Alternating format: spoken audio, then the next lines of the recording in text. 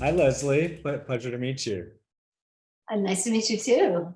I feel like you're a familiar presence since I've been watching you since I was a child. Of course.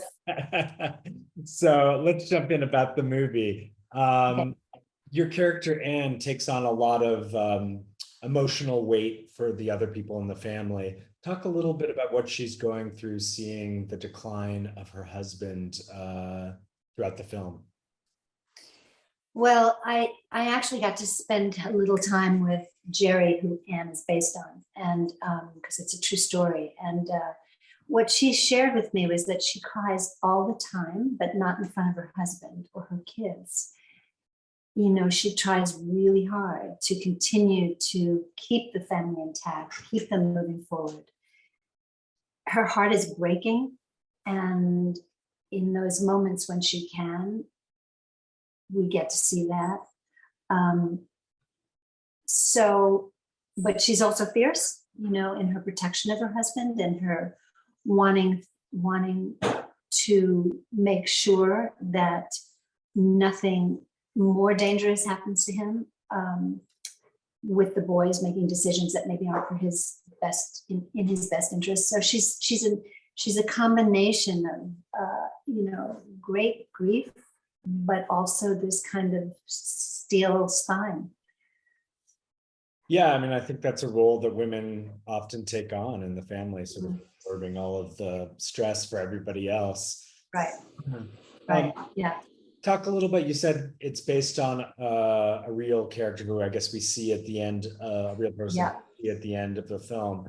Um, Talk a little bit about what you learned from that experience of having you know, met him, and what did you gain from that?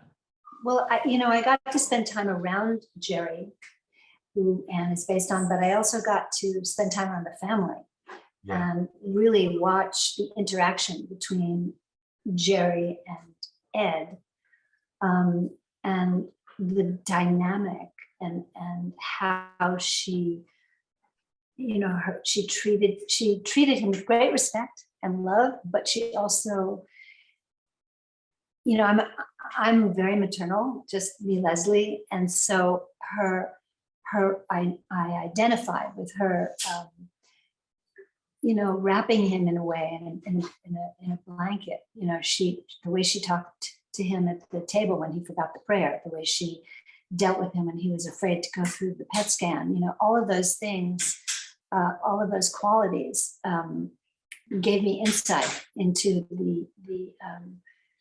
the way that she felt about him, but also how she chose to walk this path with him.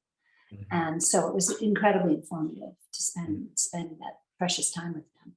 Mhm.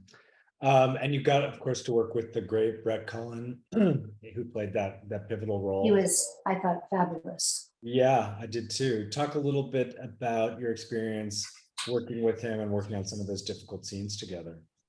Well, we didn't know each other before we started this movie, and we had one dinner when I arrived in town. And but I think we're both such committed, intensely sort of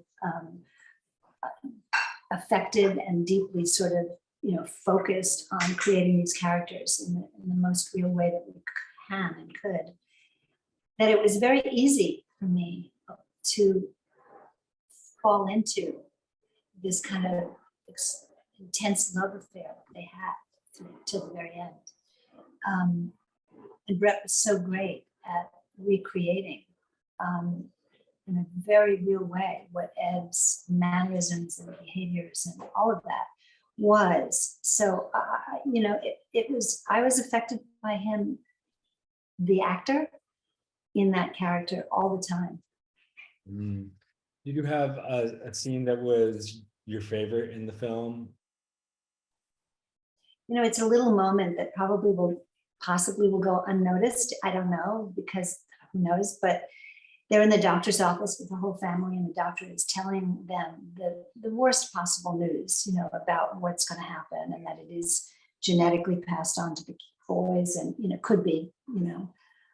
And my character, I mean, it was actually something I wanted to do and asked if I could do this, but she gets up and she walks over to Brett, to Ed, and puts her head on his chest. And he says, are you okay? Am I, I mean, he's the one that's going through it. And she's like, I'm okay, I'm okay.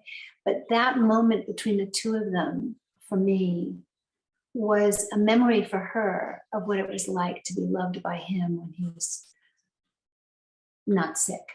And I don't know, it just really touched me, Lesley, and it informed me of who they were before all of this happened. Yeah, and it's of course a universal thing that many families go through. Yeah. Is there a takeaway or a message that you hope people